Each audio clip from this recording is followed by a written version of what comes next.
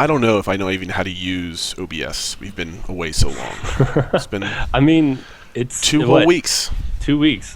I don't even remember what I did on Tuesday. I I've been think stuck on a tropical island, and I haven't shaved in a good solid week.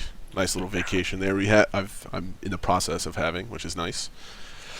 So the vacations Foo aren't bad. Fighters in concert last night. It was a good time. How was that? Are they? I was surprised they were still a thing. There's Don't I these don't know. guys eventually just get old and Yeah. retire? Well, I mean, I don't think anybody under the age of 30 was actually at the concert. So if that tells you anything, it was a good show. Though. It was a good show. Crowns and Crows is back tonight. Dragon and Valor, it's your Crowfall podcast. There's a lot of updates actually we're going to go over today. But first, the rundown. Thanks to Valor, we now know the forums is now exactly 6 months old with over 200,000 posts.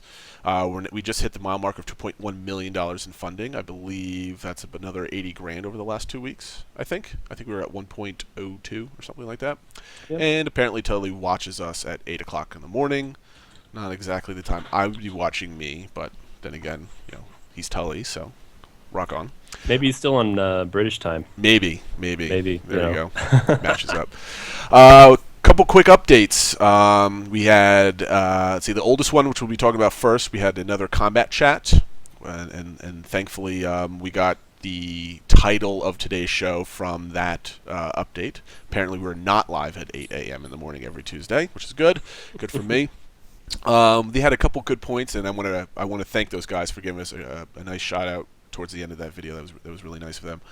We're going to talk. There was a nice little dev Q&A with 7 questions that they kind of pulled from the what is that, the $2,000 up level, or is it the $10,000? I don't. What is it? The Ruby level? Valor? You Yeah. get access to Well, that, I think. the I don't remember. for The secret for forums. the secret forums. Yeah, the secret forums. No. Yes. 5,000. No. $1. Yeah, it's after Ruby. Okay, the one that people with lots of money. Yeah, Emerald. There we go. Jeez. Excellent. Hey, I need another drink. There you Jeez. go. It's So gonna be a fun show. And then the biggest update I think we've had so far is the Night UI Powers update that we got today, about 6 hours Today was ago. awesome. It was a good Yeah. one. It was a good one. And Lakes is not here for that. Which is too bad because Yeah. this would have been a great one to have him chime in on. Yeah, exactly. So in any case, he's disposed with work and some other stuff. So he'll be here next week, hopefully. In any case, let's start off with the combat chat number 2, part 2, I believe. Dose. This is dose. There's a couple things. I don't think there was too much anything new in this that we haven't known already. There's a couple little tidbits in there that are kind of interesting. First one was the 80% of an animation you can transition to another ability in a combo or a dodge or something like that. There's only 20% of an animation that you're actually locked into, which is kind of nice. I don't know if anybody else saw that, but everybody was always complaining about animation lock and that type of thing. Yeah, well, and we got a little bit of clarification on that to some degree, and I saw some people bickering back and forth about what actually is animation lock and how that's a different system than being rooted. So, I don't know how much.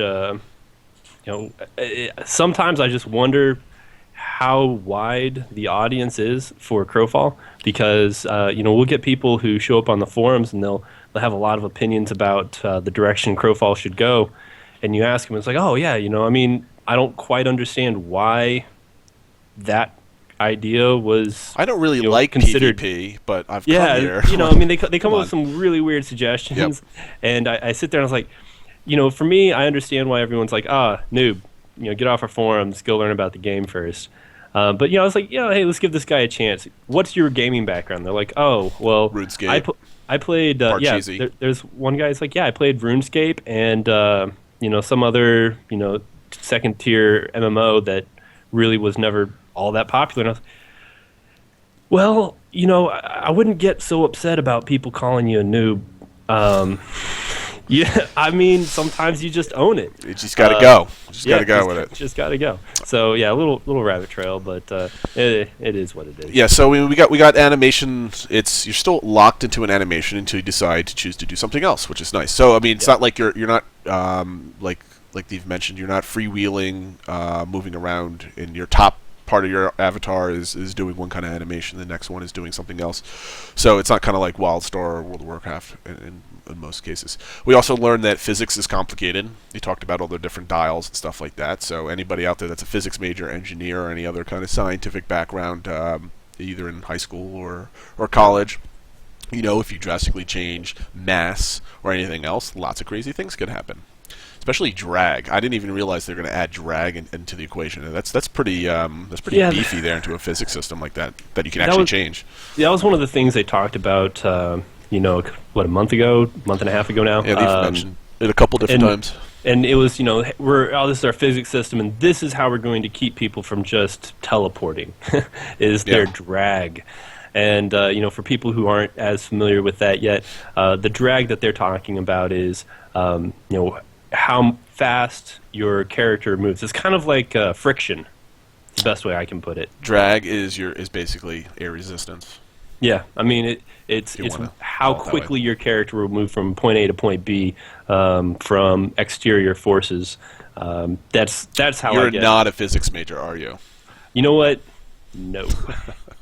I have a degree in aerospace engineering, and drag is entirely different than that. But it's a good way to put it, though. Let's just leave it at that. It makes sense to people like me. Well, as long as it makes sense to you and everybody else, we're good to go. We also touched on it was one of our questions that we put on the forums. The resistances differ via slash, crush, pierce, etc. And we got that update. We talked about that a couple weeks ago. So there wasn't too much there. We did learn that those resistances are on different pieces of armor, and you can mix and match. So you can go strong slashing on one part of your body and crushing on your boots and whatever that means. It's not one giant stat. It's kind of mix and match type of stuff, which is nice. There's a lot to dig into there. Yeah, I mean, once we finally get more information and see all the different stats, I think it's going to be really fun to do some theory crafting with gear sets. It's kind of more like Diablo 3 type of thing. People were talking about the, what was the guy talking about FOTM? The flavor of the month. People actually say builds. FOTM. I don't know. I call it FOTM because that's faster than saying FOTM. Okay. So. I don't think I've ever said it out loud before. Which is interesting. Well, welcome to your world. I don't know. I read stuff out loud. It happens. You listen to me before the show. Yes, I do. But no. So they're talking about if all of this is going through, people will just adhere to a omni, defense. So they will build to protect against all damage as opposed to being specialized. Yep. And a lot of that was due to you're able to slot each gear differently in defense of different things. So when I look at what they have built and their plans for how their different armor is going to be slotted, I'm not entirely sure that we have a lot to fear with the 13 current archetypes, no. All the different trees that you can build down, all of the different disciplines you can learn. Well, just it adds to skill ability and everything else like that. Like, just look at Eve. There's like resistances to energy or kinetics or lasers or your shields or your armor plating. I mean, you build your strengths or you build against your weaknesses, and you have at it. So yeah, it's definitely going to create flavor of the month stuff. But you know what? It's going to also create a ever-changing meta that keeps things fresh. So you're always going to have to keep training those disciplines up. So you have to swap them out, and you can do a turn on character creation, which is I think is really nice because you just like, okay, I'm just going to be a tank. I'm going to build plate, and it's going to have a lot of armor on it. Yeah. Now it's like, all right, well, the strongest character in the game right now is some kind of thief that can with piercing that just blows people up. So you start building whatever has minus piercing on it. And you slowly build that over time, and then all the thieves suck again, and then somebody else pops up because now you're weak towards something. So I like that. I like that. We also have the update, which I think we kind of were expecting, but we never really talked about it or guessed about it, is there's different reaches to weapons, but certain classes are always going to have the same reach. So a knight can switch from a sword to a mace, change up his damage type, but he's never going to be able to attack farther. But a polearm from a centaur is going to have a longer reach than a sword, which is, I think, an obvious thing. No, a polearm from a centaur and a sword from a centaur are going to have the same reach. the polearm from or a sword from a centaur and a polearm from a knight might have the same. No. No, they specifically said, for example, knights always have the same. An archetype is always going to have the same reach, no matter what weapon he wields. The differences in ranges are from different archetypes. Which is what I said. Yes. No, you didn't. I said whatever. All right. Yes. Moving on. Moving on. Another good question that they had was time to kill. It was around 40 seconds. I think me and Lakes and yourself had a conversation about this probably a month and a half ago, I think. Oh yeah. We were way into this before it was popular. Yeah, exactly. Yeah, I think we had a whole conversation. How long? We should probably go back and see like who got it right, because apparently time to kill, no dodging, no blocking, is about 40 seconds. Mm-hmm.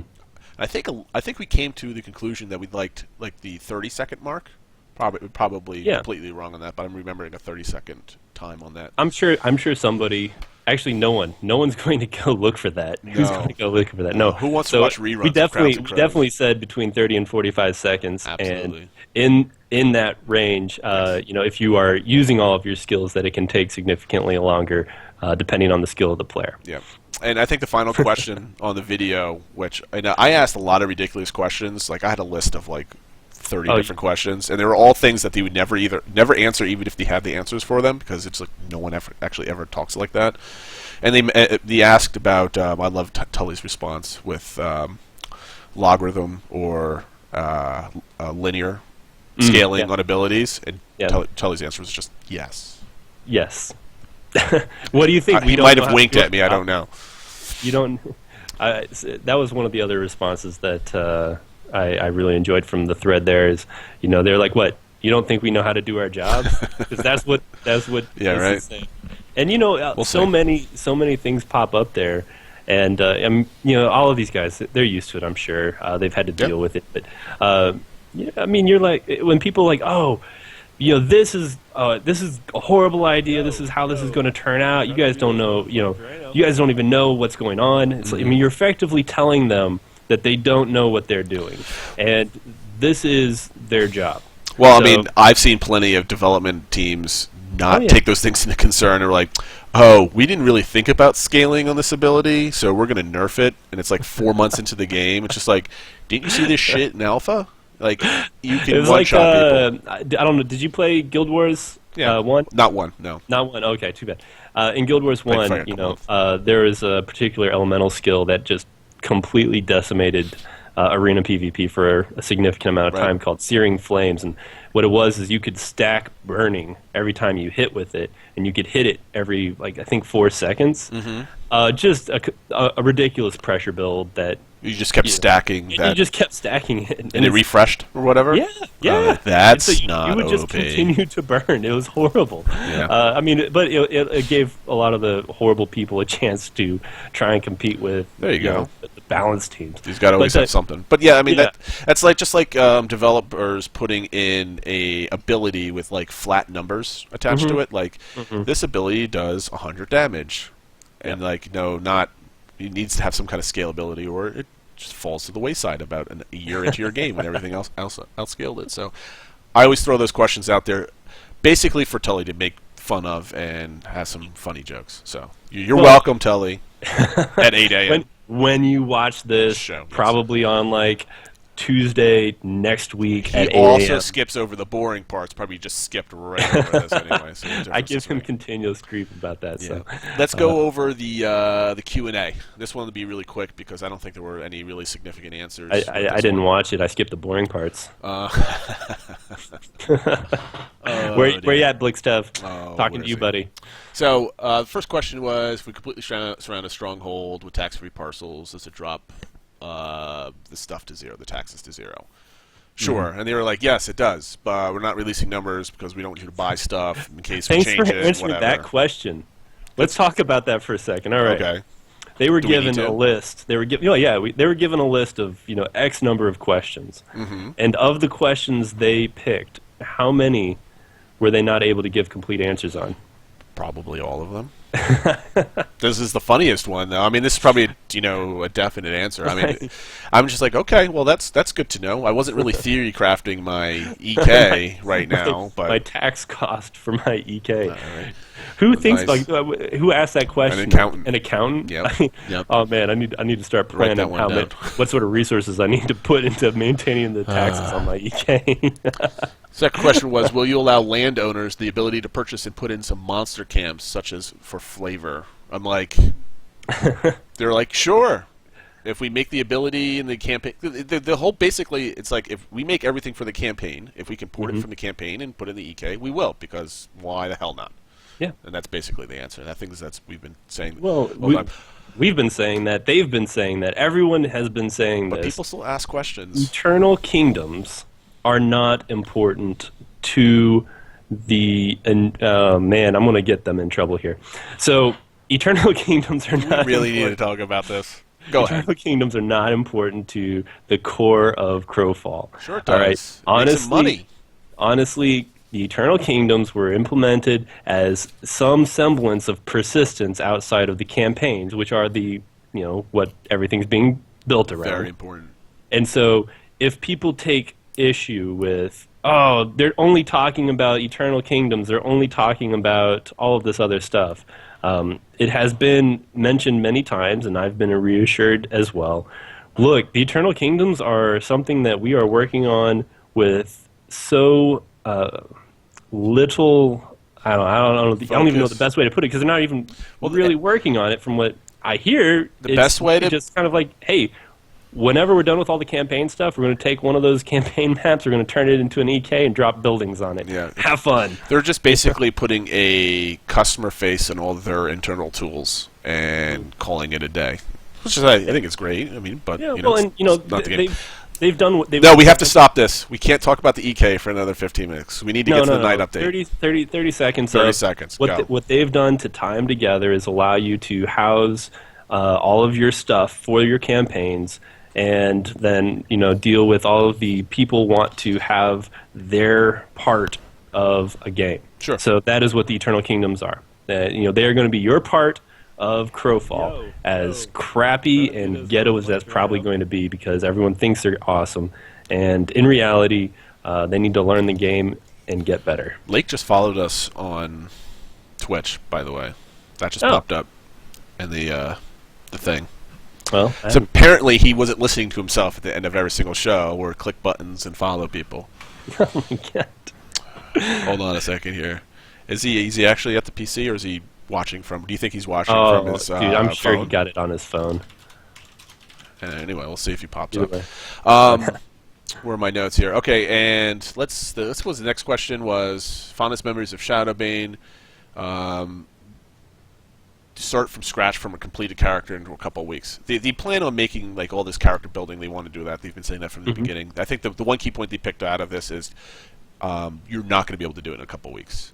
And I think it's Thomas, I'm quoting, was saying, well, I don't think you could do it in a couple weeks. It's probably going to be a couple months, if anything. So what they said, on, I guess. Yeah, what they said was they expected it to take a month to reach as much active training as you could do, and then a month worth of passive training on top of that other month. So, if you played a month worth of time plus the passive training, however that all factors together. Sure. So, about 2-ish months to get a character to high level stats, or maybe completed stats. I'm not sure how far down you want Does to go. that with mean also like your main abilities, or without any branching out? Because yeah, I think what that is if you pick what your, and it's probably going to change. I guess what your starting skills are. You pick what trees you're going down, and you don't change anything. About 2 months was the initial estimate. Okay. So we'll see how that continues. It'd be interesting. Yep. I prefer maxing out on skills like that last 10%, like in Eve. Like that last 10% is usually like 3 months worth of just training it, which is insane. But that's a 10-year-old game, or however long it is. And they've talked about it. They said that at some point the diminishing returns, Yep. that curve is going to be so steep that it will honestly be better, probably, depending on We'll what see. you want out of the game, to go train something else because you're not really going to get a ton more for the time you're investing. But people like doing the min max. They like getting their all. Sure. They like I seeing. like it. I was going to say 100%, but I guess 175. What I don't remember what they said their cap was going to be, but they like seeing all Whatever. those bars on the right. And I'm Numbers. sure they'll have. They've talked about badges. Badges. They've talked about badges, and Like where achievements? was that? Like achievements. Boy Scout badges? Yes, and it was in regards to something about mobs, the importance of mobs. I think one of those threads they said something about, we might throw some badges in there for achievements. So I would assume that there would be I some don't know. badges for Some stuff. skill completion. If you actually complete a skill out. Right. When we talk about things that are easy to implement, I've got to say Achievement that systems. you ding 100 and whatever. Hey, congratulations, you get a badge. You get a badge. Yeah, wear it on your armor. People care about this. I know. All right. Achievement whores. Next question was level of UI customization available.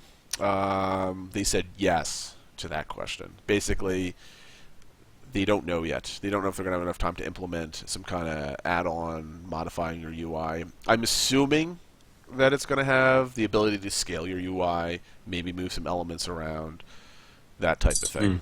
I mean, that's what all modern UIs are these days. Hopefully they actually launch with modern UI tools that allow you to scale it up, scale it down, move the chat box around, whatever you need to do. If there's a mini-map, move the mini-map if you want. That shouldn't be too difficult to do. But they also said they would love to fully implement customizable UIs because no two people like the same UI, basically. Everybody likes their own little thing. But that requires a lot of API work and a lot of tools and a lot of other stuff that they have to open up to the player, which requires a lot of things to do. And a lot more security, things along those lines. Definitely security I stuff. don't expect them to allow people to build custom UIs for MMOs. It's never a good idea. No, just like the World of Warcraft But mods type of stuff. the typical stuff. They've said that they want to keep their UI a very clean approach, minimalistic. They want people to focus on what's going on in the campaigns, what's going on in game. So, I'm hoping that they do. They allow, people like, I know in chat, Gonsaku and Hades are both watching. They're in my guild. I know them. They need to be able to enlarge stuff so they can see it. They're getting old, and so They're almost blind. I mean, nearly. I mean, you got to help the impaired. Yeah, I don't know if they can work on, creating some sort of like, what do you call it in golf, where you give somebody an advantage? A handicap? A handicap. Give them a handicap where they get like an extra like 50 millisecond ping. But that aside, these guys. I'm always amazed. Even though they're a small team, that's really the only big concern. They're a small team with a limited budget. Yeah. So how much they're going to invest on customizable UI? That's the sort of thing That's I a go expect down to the get. road type of thing. As long as the UI is simple and nice, it's the easiest thing to do when creating a UI. You have all the tools possible. You go to any of the World of Warcraft add-on sites, and you look at what the most popular UIs are. Mm-hmm. And you have so many iterations, so many people figuring out their own stuff. You can take a quick look at what's the most popular and steal some of those art styles. And it's usually, you have clean, simple bars with numbers on them that aren't big or flashy. There's usually not a lot of artwork or scroll work around the edges. They're just windows with data, and you just make them all the same kind of border colors and everything else like that. So when they say minimalistic and whatever, that's a good path. So hopefully follow down that. And that's a big trend in a lot of Korean MMOs. They have very, very clean UIs in some of those things. Those are always worth taking a look at. Then they asked, should the PvP community continue to be concerned about more PvE features? And I think they were just like, we haven't mentioned the EK since like 2 months ago. So I don't know why people were concerned about that. I don't think anybody has to be concerned about it because they're building the campaigns first. And we already talked about that already today and yesterday and almost every single show. This was an interesting thing. Traditionally in MMORPGs, items get discarded. In non-MMORPGs, the things fall to the ground. currently, right now, they're saying they would like it to be so you can drop a pair of gloves or something on the floor. But right now, it doesn't allow that. They have to be passed on through containers, whether they're corpses, backpacks, mounts, or carts, or anything else like that. You have to put them in objects to carry them around. So that's what it's going to be now. Maybe down the line, they're going to change it. We'll see. Yeah, it's fine. Well, I mean, it doesn't really change the gameplay too much from an overall standpoint, but it'll be neat if they ever add it.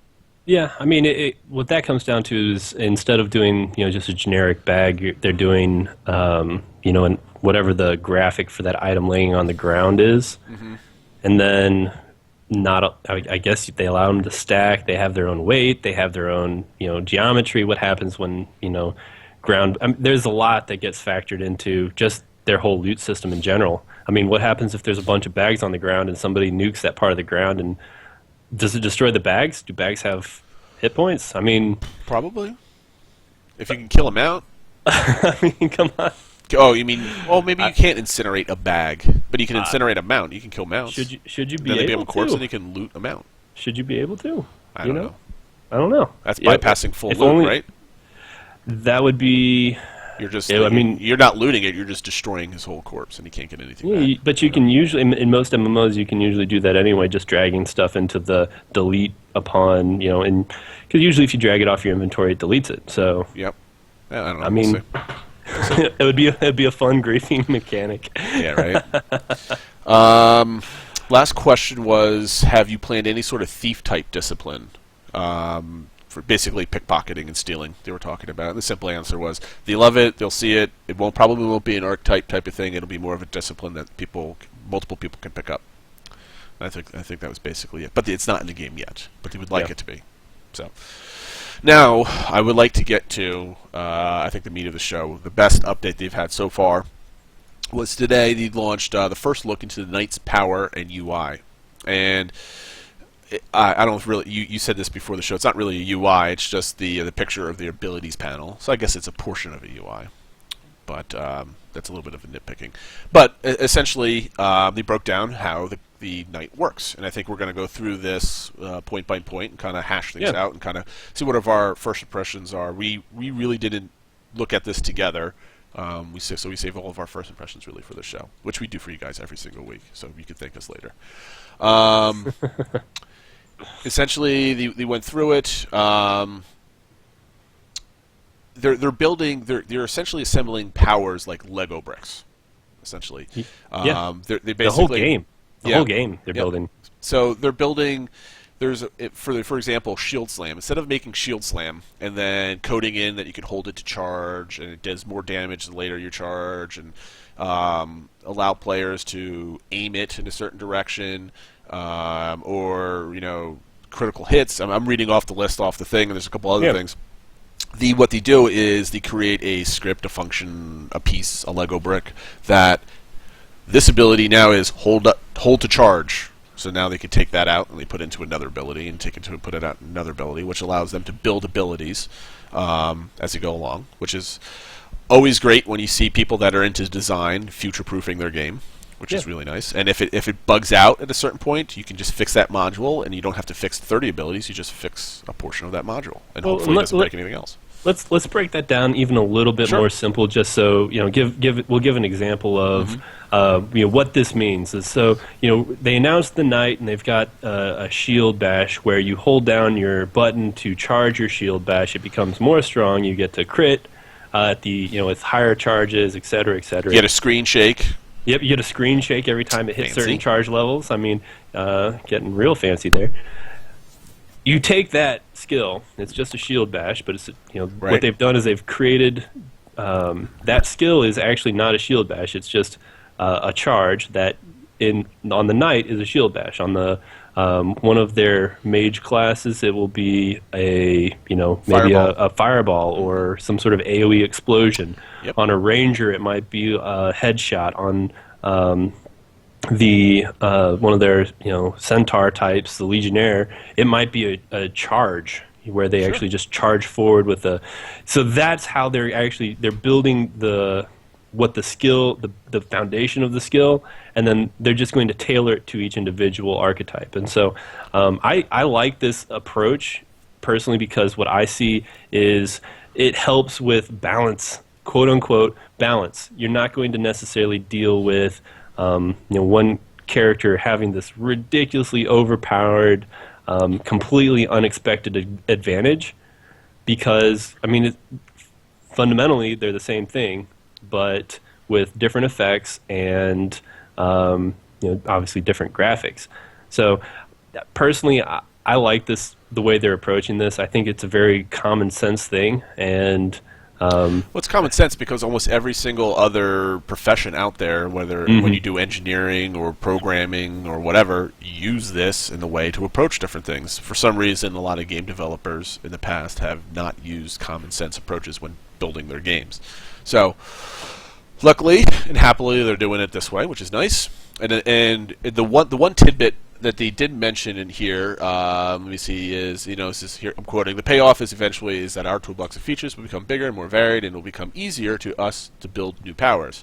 So you already got a sense of their design direction on how they plan on building the game. So you could have your archetype, but you'll always be adding and improving powers. Just like Eve, the game didn't start off with you being able to build and pilot capital ships, I don't think anyway, but they eventually added that at some conjunction of abilities that you can eventually train, which is really nice. So the game's always going to stay fresh for everybody. You're always going to be adding things, so which is really nice. And I think we all expected that, but it's nice to get a little confirmation there as we discuss things. So now, the next portion is they're going to discuss in the night, and I'm going to bring up this image on the stream, and it's not working. Uh-oh. I was just waving goodbye to everybody, but I just turned you to Conan O'Brien. I don't know how I did that. That's kind of funny. I don't see it. Yeah, I pressed the wrong image file. There it is. Sorry, I save that occasionally for certain shows. But they're the night skills. There we go. Yeah. So we're gonna go. I think they went. They started talking about the knight uses mana, which is fine. It's another energy mechanic. Your left click does damage and restores mana, and it's part of a combo chain. So that's kind of standard for a lot of these games. I know. Gosh, what was I just playing? I was playing that new game Skyforge in their last closed beta last week, and one of the knights or paladins' abilities restores resources with their. Essentially, it's an auto attack, which is really cool. And then the right click is essentially their block. So it's an active shield block, so you hold on to it, and I guess it drains stamina as you use it. Or no, actually, it says the stamina is reduced when he takes a hit, not when he. So you can sit there turtling up; it doesn't do anything. But no, I'm sorry. We'll see. Yeah, no, I'm pretty sure. It's fueled, drains over time, and it takes more stamina. I was right the first time. It's a combination of both. So you use stamina when you block, and you use stamina when you hold down. Yeah, reduced in proportion to the hit. So the more damage that was coming in, the more stamina is going to drain. Yes. So what's going to be interesting is if a massive fireball. We'll just stick with fireballs for consistency's sake. Sure. A massive fireball comes in and you're allowed to shield block that. If it exceeds what your stamina bar is, and we'll just say 800 damage, 800. Maths.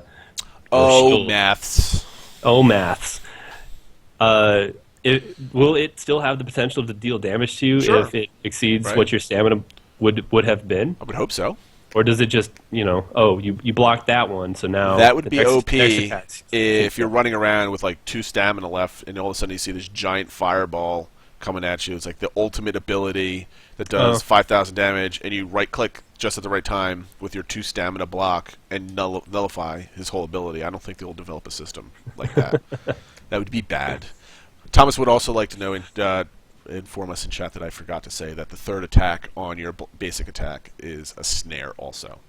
So you have utility all the way up the tree, returning resources and snaring people, which is pretty nice. The one thing is, will the knight have enough mobility to stick on a target for 3 auto attacks, and is he auto attacking fast enough to actually get that going?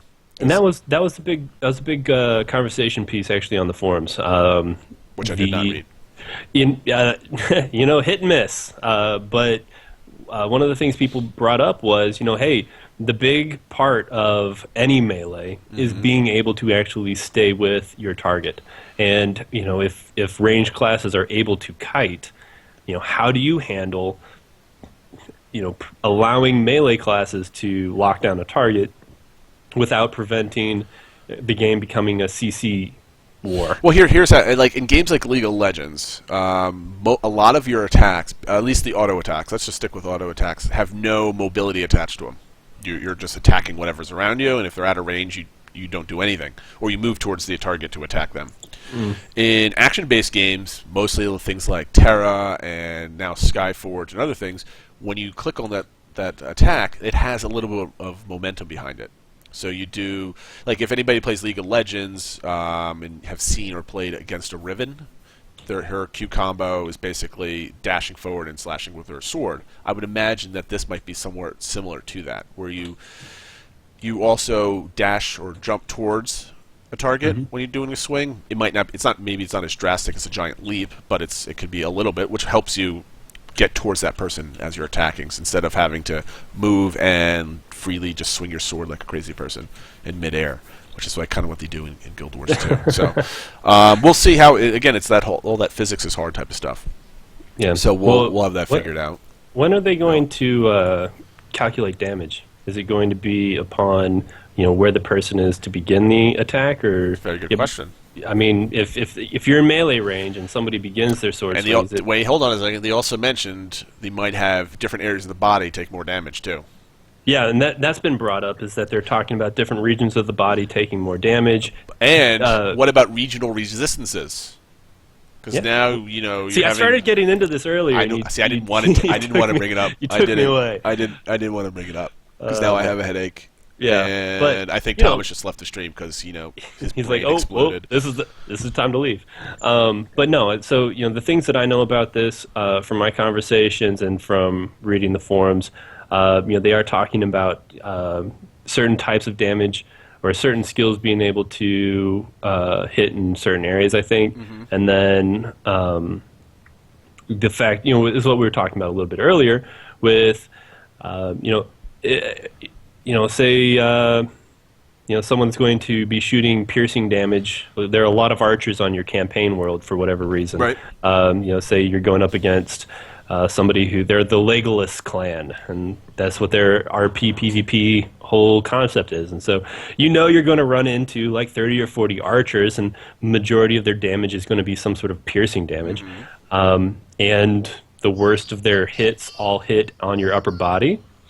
That's one of those things where I say, people are going to start defending against that. So, yeah, no, I mean that's the meta change that we were talking about at the beginning of the show. It's like when you start having different attacks, how does it work? And then I think one of my questions that I think the skillfully ignored was where in the animation, does the damage hit, and at what point of your dodge animation do you become immune, or are you fully able to take damage throughout your dodge animation? Because in games like WildStar, you're immune through the whole dodge. Yeah. But in games like Terra, you can be hit throughout your whole animation. Yep. So I mean, it's really. I would imagine that there's no immunity frames unless skill actually calls for immunity. So you saw that they talked about that with the what they call the iframe powers, and So get there yet. Are we there? Are we there? We're not there yet. Jumping ahead. I think it might actually be the next paragraph. Okay. By the way, that noise you heard was my cell phone ring. That wasn't actually. My kid. You have your cell phone sounding like your child. Like, talk about abusing a system. It's like, oh, I'm sorry, guys. My kid is crying. Yeah, right. it's my daughter saying I have email. Gotcha. That's what gotcha. popped up. Okay, so we went over the active block. Yes, I would imagine there's going to be some ratio of splash damage onto the player after a block. The really cool thing is players who are engaging the block ignite will also have a chance to be knocked down if they hit a knight with a forward-facing melee attack, and ranged magical attacks can reflect instant damage back to the caster. So you're not just soaking damage, you have to actually think about, should I be shooting this giant fireball at a knight with full stamina? That's a decision-making process, and I think it's really cool. Well, as we're going on, I just want to remind everybody that GameVox is open. You can jump in. This is a pretty good update. So if you have any opinions on it, find our GameVox information down below the stream. Hop on, and we'll drag you in here, and you can have the discussion. So be ready for our chat box to pop up, and I have asked you what do you want to talk about. You tell me what you want to talk about. We bring you in. If I click on you and said, "Oh, I'm just kind of hanging out," that's fine. But be prepared to make that answer. I will bring you in until you tell me what you want to talk about. So also make sure to follow us and like us. You get the nice Valor animation if you follow us. He starts rapping, which is the whitest man rapping ever, which is great. I've never met a ginger rapper before. And then what else? What else do I have to say? Oh, you can always find game updates on cf.gg. And, there you go. Did you have any updates for that? Oh, for that, no. I mean, the only other thing is, we've got our thread on the forums, which I always tell people when stuff gets hosted there. And if you can't listen to this, then I don't know why I'm telling you. But we do also host everything for iTunes, so yep, we'll get it up there. Hopefully. You won't know, but it will be there.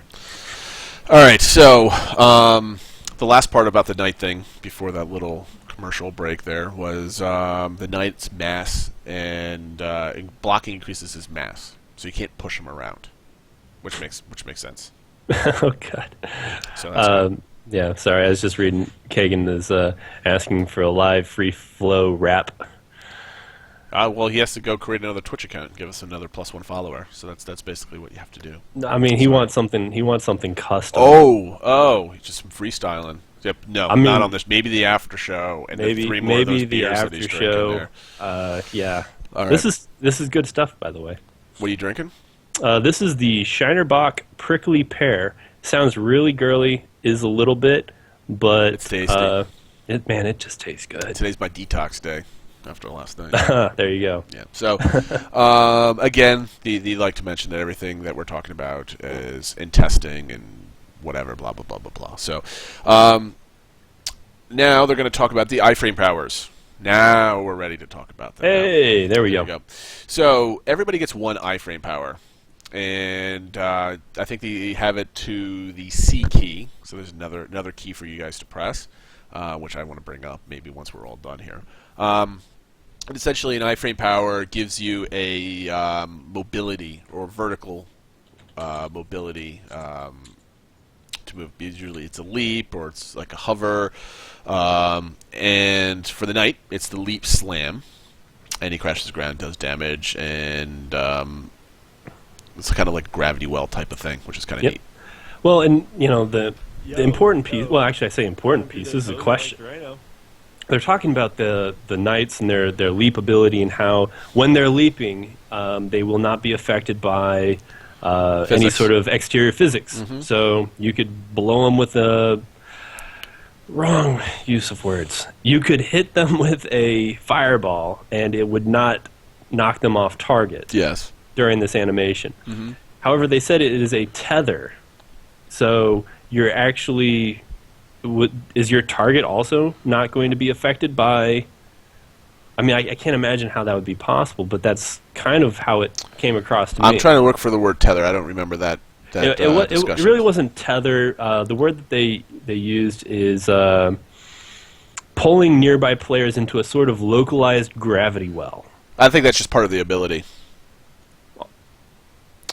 But does that prevent them from being knocked out of that radius? Like, can you? I mean, one of the things in Darkfall, not always a great example, but relevant at this point, is you could actually shoot a skill at your feet and knock yourself up into the air. Mm-hmm.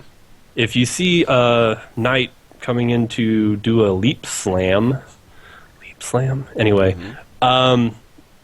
Can you knock yourself out of that? Well, here it is. Let's read it. The leap slam launches him into the air, creates a physical pull, small pull, depending on the mass, on his ascent, pulling nearby players in sort of localized gravity. Well, so it's basically like, you see Superman launching up into the air. You kind of see the dust kind of swoop up and follow him up. Mm-hmm. It's going to be that kind of little animation there. Yeah. I think that's just part of that ability.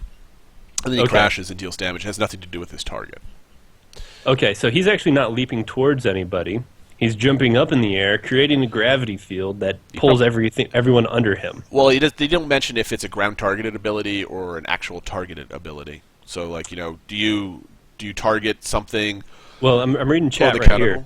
So, reticle? Yeah, this is from Blair. Gravity will is because the knight is leaping into the air so fast he's creating a vacuum under him. Yeah, so Superman. He's actually giving us Superman analogy. The physics of this. No, I think Thomas is saying that this is his role play reason why there's a gravity well, because he's leaping up so fast. If there's actually gravity well physics in this game, clearly, wow, Unity 5, that's great. However, that being said, it seems that it is a form of CC. It actually is a pull, so it will pull people into that region, and then he will drop down and deal damage. So I would have to say that in that amount of time, they are resistant to any exterior physics. Well, I mean, you have to kind of do that because you're going to get those goofy goat simulator physics where you pop somebody and all of a sudden they're off the ground. What kind of mass do they have during this power? What kind of drag do they have on air? What are the aerodynamics of everything else? And does he go flying? Does he go crashing? And it's like it's just too much. And these are probably really cool, iconic abilities for each one of the characters because they have a own little special key for C on it. And you don't want people, I'm going to use my fucking awesome leap slam. Oh, wait, somebody hit me with a fireball. It ruins. Now it's on a 5-minute cooldown. God damn it, I hate this game. So that's probably why they don't want it done. Yeah, no, it's going to look stupid. I'm sure there's a lot of other other things that would go into why they would do it in the way that they're doing it. Oh man, my cat is now going after my headset. But I think the important piece is that everyone becomes immune to physics who are inside the radius. It seems to me like it's a PBAOE, so a certain range around that particular knight becomes immune to physics. No.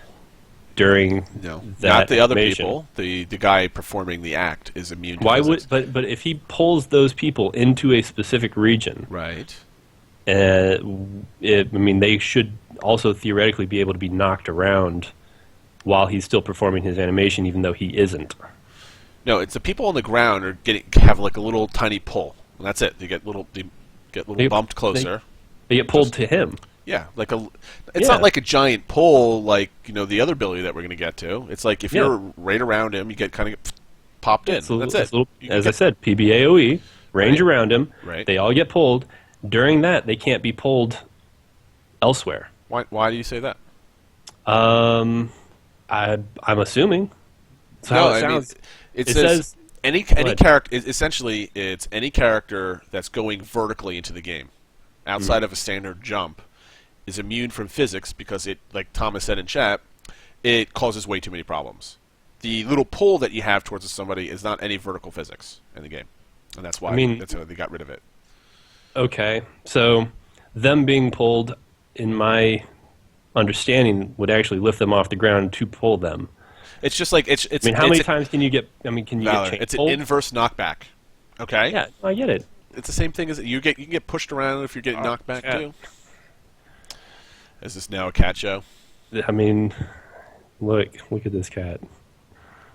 I could make a horrible joke right now, but it's okay. You get one. That's your one sex joke. You made your one sex joke. I didn't even make it. That's not fair. You made your one sex joke. Already. That's done. It's a horizontal force. Okay, so apparently it sounds like they won't be immune to other You're looking too deep. Physics. Other physics. Inception. It's an important question. If I initiate this on people around me, is there any way that somebody could screw it up so I don't hit all of them? I honestly think if you're just meleeing like 3 people and you do the sleep to maybe escape or whatever, those people get like a quarter of a second little bump towards them. That's it. I don't think it's like you're pulling somebody from 5 feet away into it. I think it's just a cool little animation thing that happens like around the people so you can escape or do whatever. It's just not. I don't think it's really really big deal. So we learned that there are limitations to physics because it's complicated. I think that's basically the whole point of this this feature. And it's not going to be on a lot of features. I think each character is going to have one of them. And they might, according to this, there's a special slot for it. on here. It's your C key. So it's not like you can have, let's say there's a couple different versions of leap slam that you eventually learn. It's not like you could put them on 1, 2, 3, 4, and 5 and have a bunch of them. Maybe you only get to choose one. Maybe it's like your ultimate ability in like a MOBA or something like that. Yeah. In similar fashion. We have passive powers, which are there on the right. And here's kind of where I'm kind of confused. And basically with key presses. For example, retaliate is a hidden combo. So basically, you never see it. It always happens. And if you get knocked down, you can basically jump back up. Basically. Yep. Which, people are all. What I thought was most interesting is everyone was asking, hey, here comes the real. The cat just wants to get on top of the chair. Just make him happy, man. It's her spot. Just make him happy. Yeah. So this will be fun. Everyone was all concerned, like, oh, what sort of down state? Should there be a down state, like what Guild Wars 2 had? Stuff, yep. And the first thing they talk about is oh yeah, if you get knocked down, we've got this one skill that'll let you pop right back up.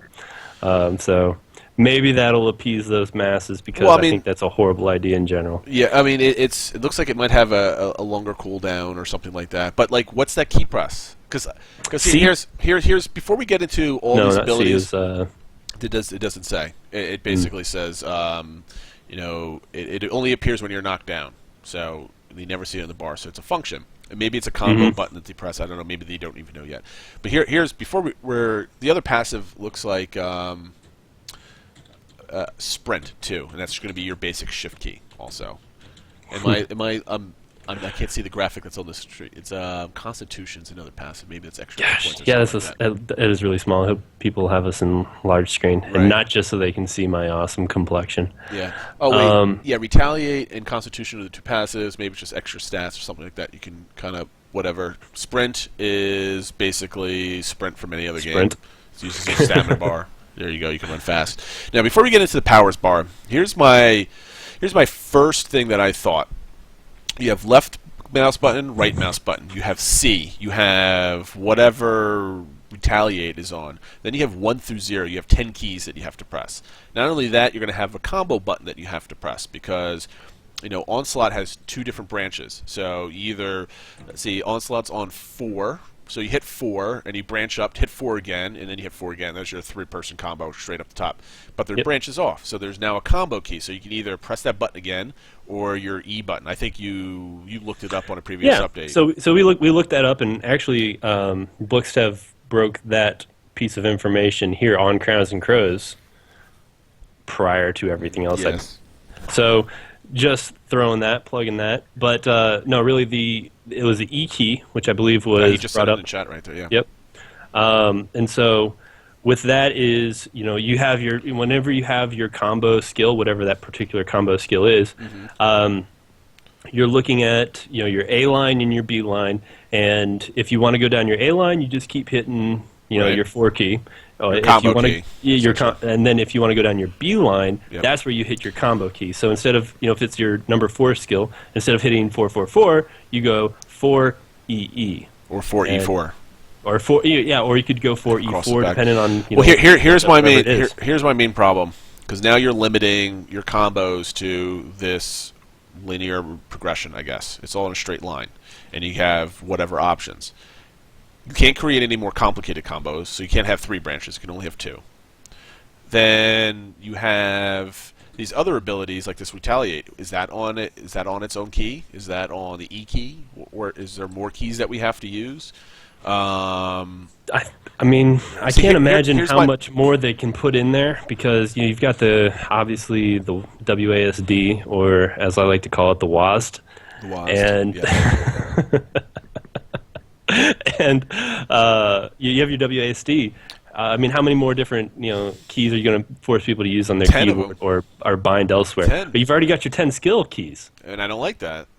I'm not a big fan of that either. I was hoping for I thought they said only like 6. I would, in a perfect world, it'd be 1 through 5, plus all the other keys for the special stuff, like the C key, the dodge key, the sprint key. So now you have WASD for movement, you have shift, you have E for combo, then you have spacebar for jump, then you have 1 through 0, or whatever your 10 hotkeys are for abilities, maybe the 1 through 5 and shift 1 through 5, whatever way you roll with that. And then your retaliate key, and then you're pressing the mouse button a whole bunch of times, and then you have the C. I mean, like now all of a sudden you went from this screen, you have 10 abilities, left and right mouse button, so that's 12 keys. C key is 13, and then the sprint key is 14, and then the retaliate key is something else. Maybe it's E too. So now you're at 14 keys that you have to plus around with, and not even counting WASD.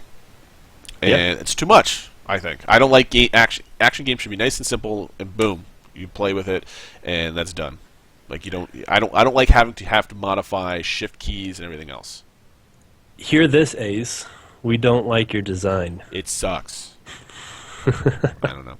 Maybe the other buttons out there. This is obviously this is going to be even WildStar adjusted how many abilities you got to use throughout the thing. I mean, you can shorten it. I'm being facetious here, but I like being able to have less keys to press so I can concentrate on playing the game and not remembering is my other ability on shift 1 or shift 2.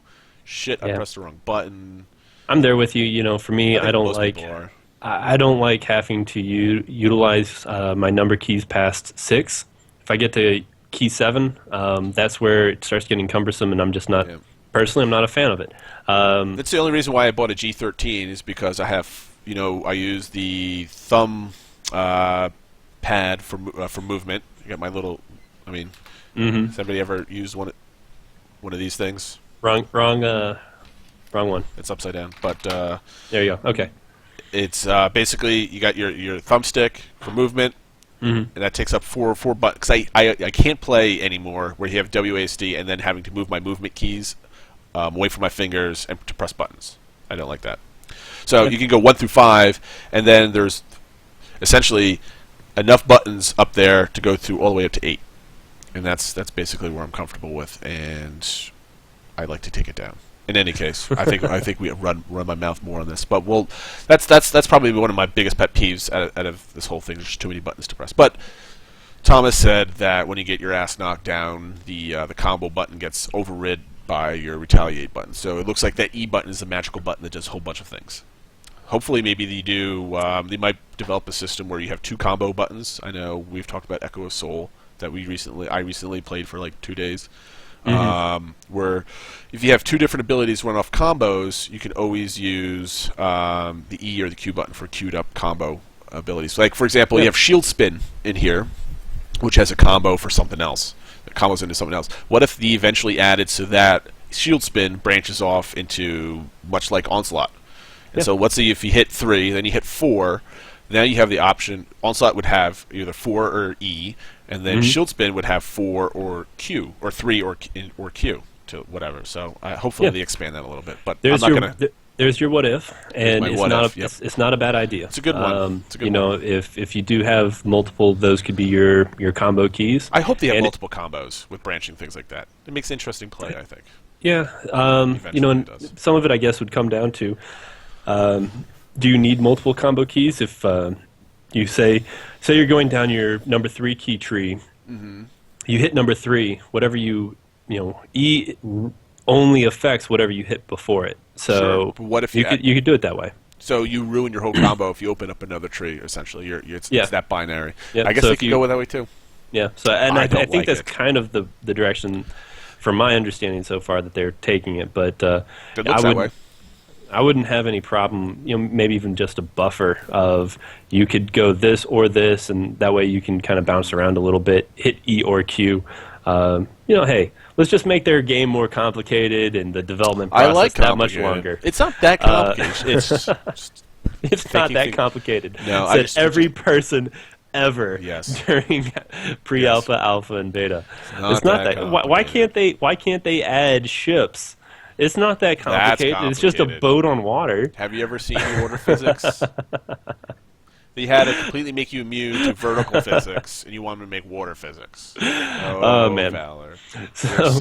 So there's that. All right, we can move on. I think we've got that pretty well. I think everybody figured out what all the different abilities are. You have Noble Blood, which is like a shout, which you keep swapping back between a buff and a debuff.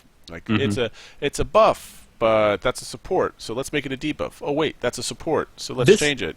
this gets back It's into interesting the design thought right conversation there. that it gets back into the conversations that we've had prior about what archetypes should be. And Guild Wars 2, they tried to say, "Oh, everyone can do everything."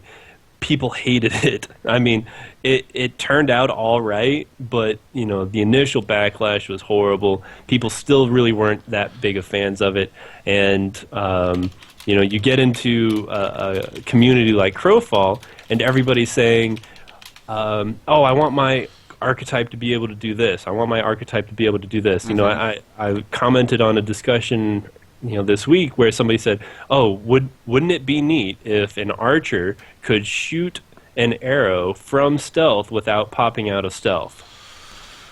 What? And I get it. I understand why that would sound interesting to an archer archetype. It, however, does not have a practical application to an MMO. You set the stage for abuse of a skill. I mean, come on, unbelievable. And so, for Crowfall, what they get to do is they get to filter through, and again, they do this stuff for a living. They get to filter through all of the people who want what they want. I mean, it's like what you're saying, and I agreed. Is hey, it would be a lot more fun if this didn't have as many keybinds. That's what we want. They get to filter through that and actually figure out.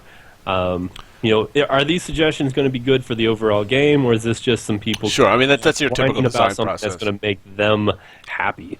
Well, And I mean, so, yeah. I'm complaining about it, but I'm not really complaining about it. I mean, I make a big issue out of it because we're on a show and it'd be kind of boring. Be like, I don't like it, but whatever. You really got to Gotta buy get in into there. it.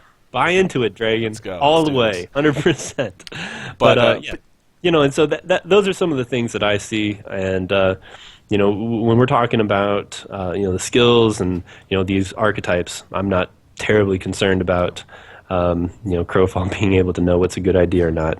No, for sure. And then, so we got the AOB buff, debuff. It's going to be interesting on how they do that type of thing. And then you have and that was my point. All classes not having a self buff, or maybe they do. People were concerned, Ace being people.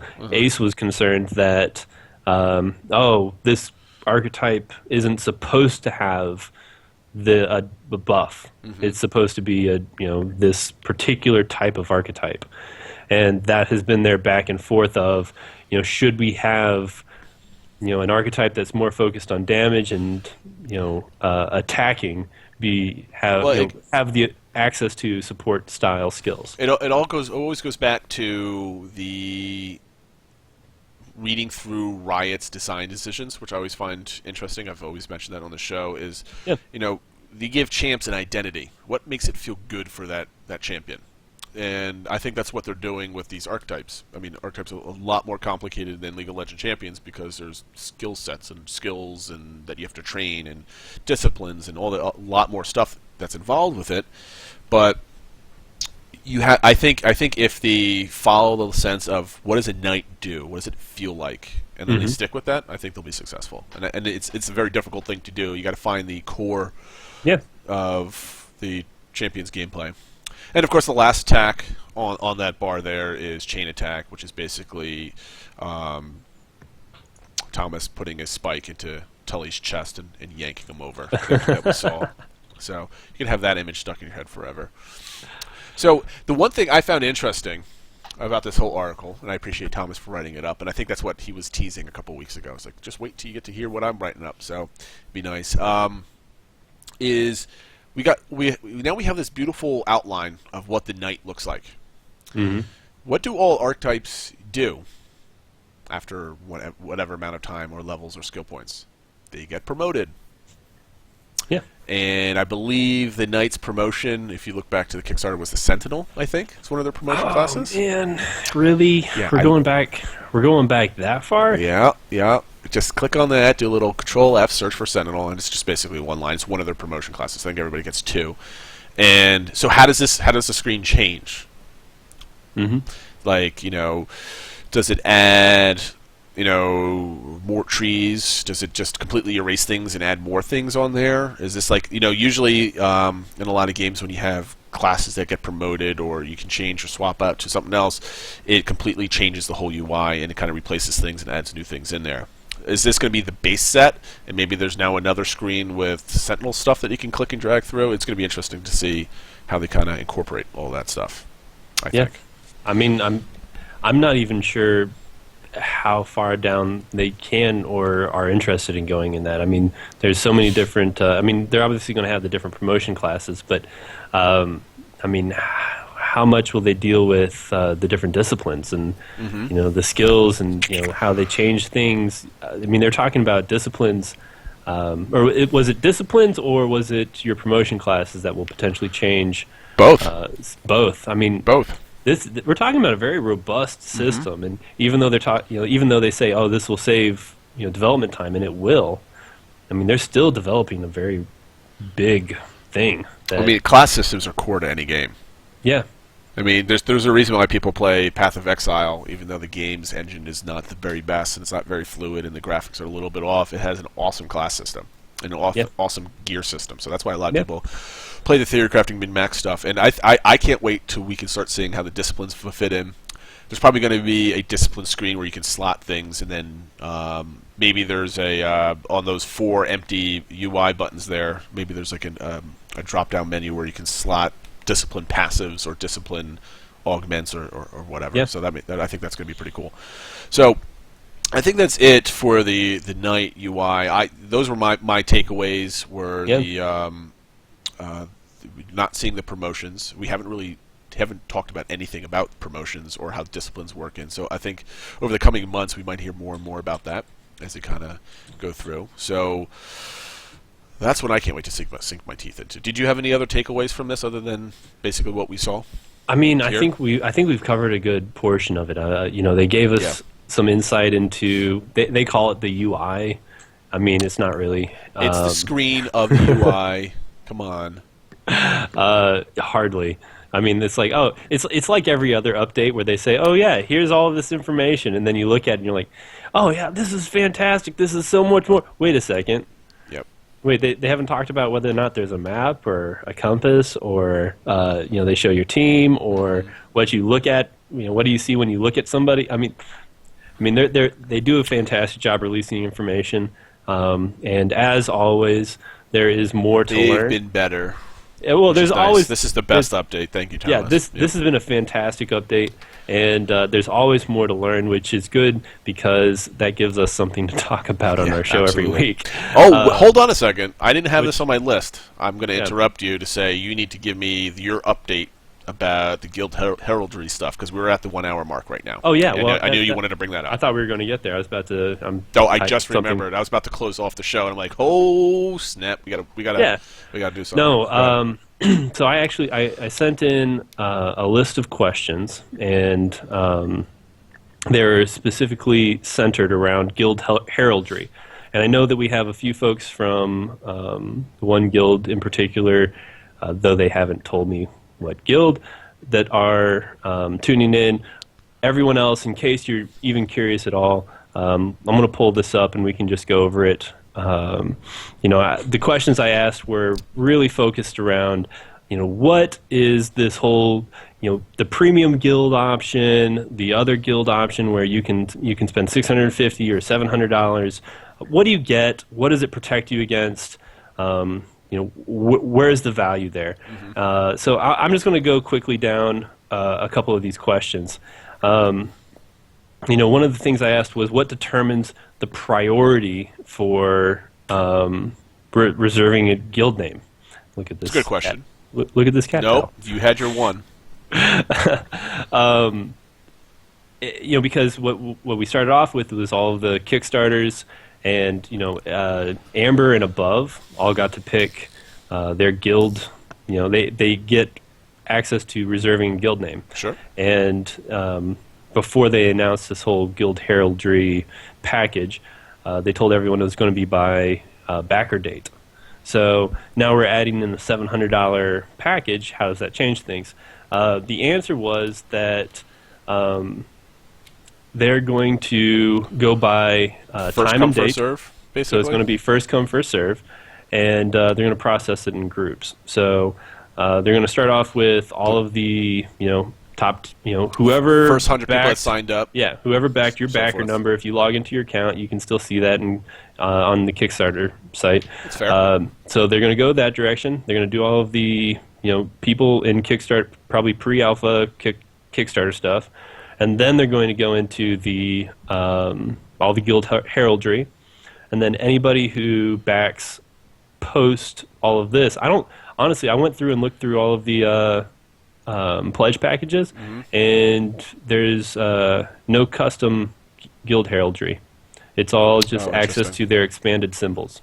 So the only way to get custom heraldry for your guild now is through that particular package. And Blixdev, congratulations. We will have that trademarked. So expect that lawsuit. That You being can't said- you can't trademark that inside of a game. Hey, go talk to Osium, Silly the person. Mercs. They've had theirs trademarked forever. Sure, that means you can't put that on merchandise. Okay, moving on. Silly man. I asked, once custom heraldry is approved by ACE, it's in, you've approved it, you've implemented it, how much customization will be allowed afterwards? Say we send in a very basic picture, and they put it all in game, they send it back, and we're like, you know what? This month we want to be the green people. Can we change it? And so it's going to be just a vectorized icon. So from my understanding, it will end up being you should be able to change it with colors in game. So that's neat. Once it's there, you can toy with it, but it is simply just one of the images that you would be able to put in there regardless.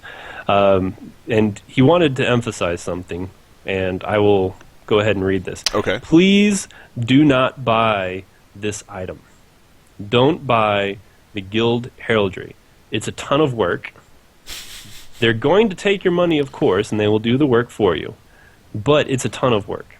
And the reason the cost is what it is, they're actually paying somebody to go through, and one, they're going to verify to make sure that you're not using McDonald's, golden arches, and two, they're going to, they have to effectively take whatever you send them, design it to fit the game, and then implement it into the game. They're paying people to do vector graphics is no joke. I mean, that's kind of Yeah. most people don't do vector graphics when they go into Photoshop. I mean, it's not a painstaking procedure. It takes a lot of time, though. I mean, it's not. You just have to know how to do it, and graphic artists aren't cheap. Yeah, they're not, and there's a few of them that I follow on Twitter, but they're very talented. Artcraft has some really good ones, but they are the cost. So if you really want to argue about the value, because somebody had like a 7 or 8 page thread about why they're so expensive and all this other stuff. Hey, there you go. At least they're not. I'm gonna point you to them. Well, I mean, putting it in context of Star Citizen, I mean, you could be buying citadels and castles for $10,000 if you really, if Ace really wanted to do it, but Yeah, they're not doing that. but So to get a custom graphic in the game and have it, are they just vectorizing it and putting it in game? But didn't you say that they're kind of putting it in context with the game's graphics also? They're touching it up a little bit, which I think is like really, really interesting. So you're not going to get ArcAge where everybody has like some dopey graphics all over the place. It's going to actually look like it fits into the game world, which I think is really nice. To feed into that a little bit, they said, we intend to use the symbol in a lot of different and interesting ways in the game. Characters and environment, banners, shields, the etc. I mean, this is also a later question, but they want to put this on as much as they possibly can. And to do so requires them taking whatever concept you sent them and making it, relate to what's going on in game. Yep. So, that is it's an important piece so that you understand, hey, when I send this, I'm not just getting a little freaking icon to go on my my cape. The goal is we're going to put this on buildings. We're going to put this, on your armor. We're going to, give you the ability to use this as frequently as we possibly can. Yeah, I think it's cool. I like it. So there's that. I asked, about the company Garrison. That's the building in the premium guild package. It's one of the many things that is a difference between the $650 and the $700, guild heraldry package. And I said, hey, is this building something that's going to be available in game, or is this only really available if you, pay the $700 and send your money into Ace?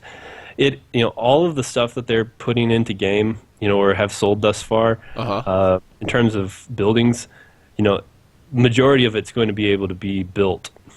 What you're paying for is you're paying for the ability to just drop it in your kingdom. Some of the stuff will have to be tax-free. There are going to be some benefits, and those are listed on your Kickstarter packages. There are going to be some benefits, but a lot of it is, if you want this building, you can have it. You're just going to have to build it. You're going to have to pay for it. You're going to have to pay taxes on it. You're going to have to maintain it. Some of the Kickstarter stuff is tax-free. Sure. So, well, I mean, it's a way to get people to buy shit, and I don't know, it's more EK stuff. I'm pretty sure Lords of the Dead, with your 2,000 members, you can easily kick up $700 during the sale time. Yeah. So. Next question I asked was, are we going to get anything back when we send in our image and Ace does their thing? Say they apply whatever graphics they've got to it, and they tailor it to Crowfall's, artistic Art environment. Mm-hmm. Yeah. Do we get that back? And the response there was it's actually not something they've discussed. So you mean the stylized version? Yeah. They're their stylized version of what you sent them. So say we sent them we'll just go with a unicorn. Shits and giggles. We sent them a unicorn, but the sparkly, glittery unicorn we sent them doesn't fit their style, so they create a Crowfall version of a unicorn, and I know you're paying for it. Why can't you get it back?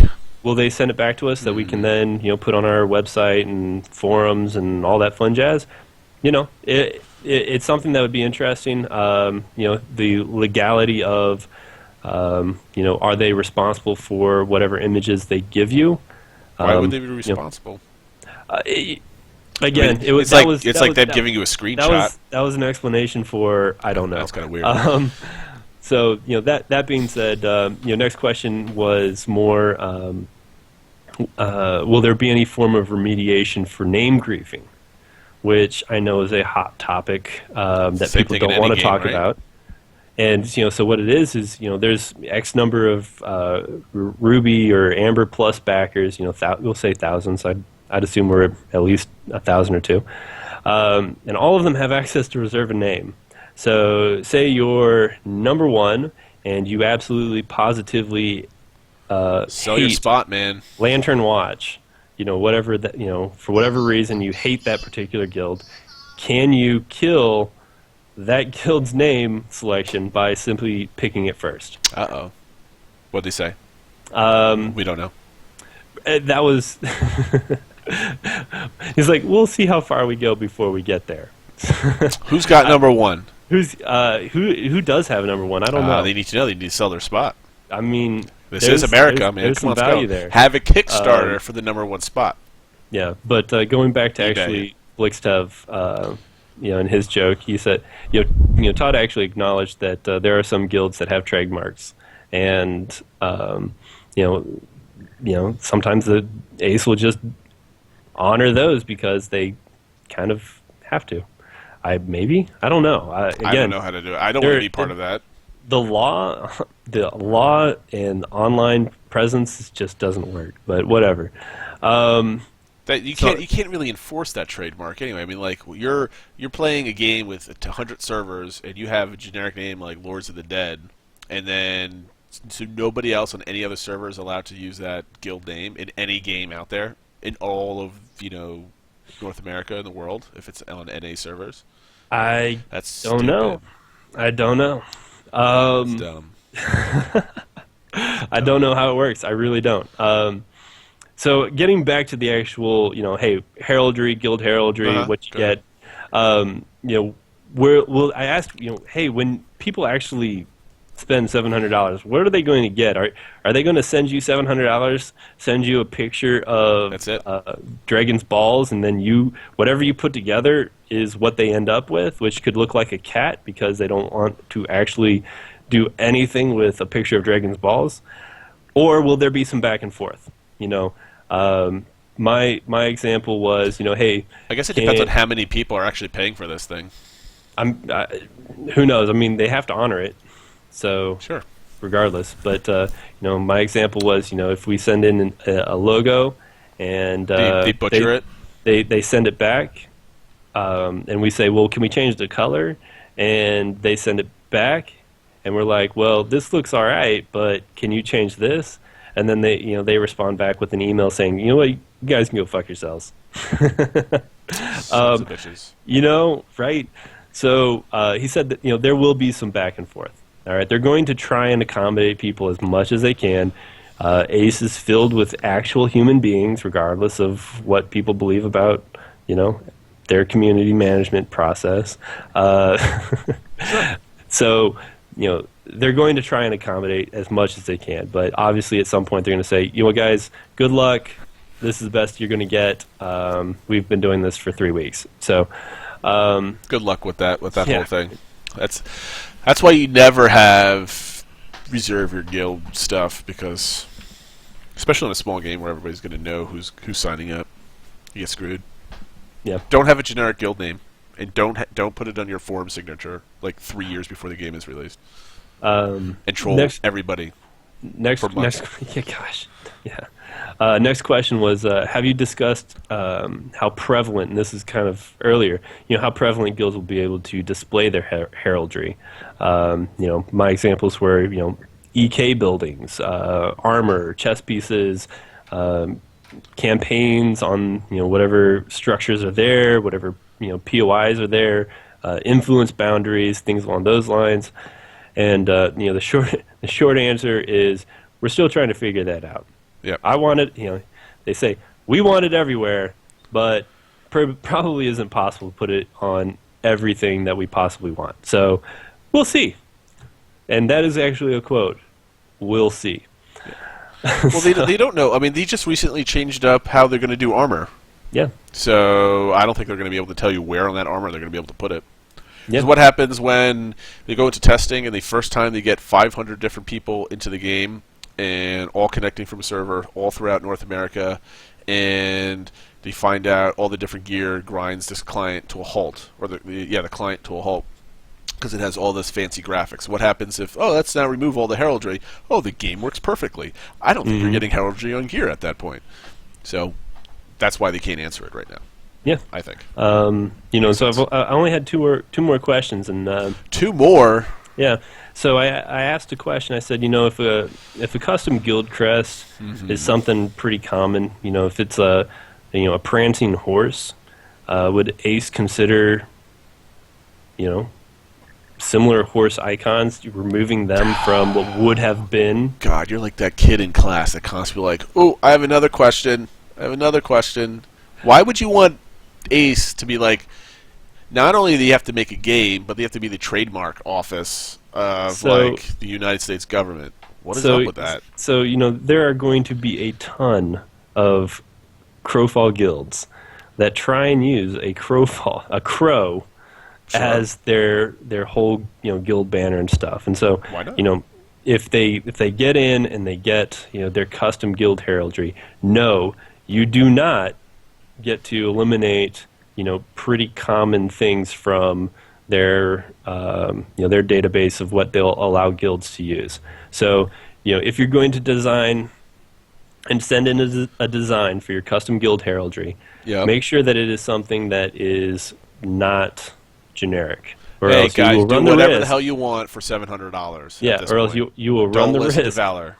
You'll run the risk of spending $700 and getting exactly what's already going to be in the game. It doesn't make a difference because they're basically protecting trademark and logo infringement, like you said, no McDonald's, and they don't want penises all over the place. That's the only thing they're going to be doing. They don't care if LOTD's horse icon is kind of like this other guild of 30 people's icon, or vice versa. Yeah. They're not going to care about that. They don't. Well, and for me, it was not. Is it going to look like someone else's? Will it look like something that's free in game? Oh, I see. What's available? Don't try to customize something that's free. Gotcha. Yeah, Oh, that makes sense. Yeah, because I mean, that's the thing is, if you're going to send something in, make sure it looks, unique, not like what you're going to expect to see on somebody's shield who did not pay any money and already has the same horse icon you have. What's your last question? We're running a little late. Yeah. So last question was actually, is there anything else that we should know about it? And nope. The answer was no. Maybe. It's just too early to say. All right, we're gonna end the show here. We ran a little bit long. We ran about an hour and 20 minutes, which is one of our longer. Every time when it's just the two of us, it's always like twice the duration of any other show that comes before it. I don't know why. But, okay, so guys, follow us every single week here on Twitch, 8:30 Eastern p.m., 8:30 p.m. Eastern. Thomas got it right for us on the last update. Follow us, like us, plus all the cool buttons. If you haven't already followed us, click follow us now, and you get to see Valor's rap. It's awesome.